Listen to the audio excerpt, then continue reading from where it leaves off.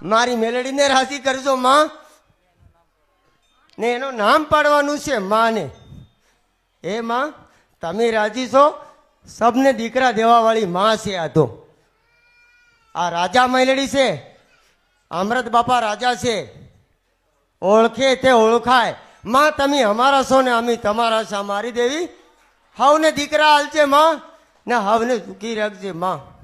એ મારી મેલડી તમે રાજી રહેજો માં, નાને દીકરો પાડવાનું નામ પાડવાનું છે માં.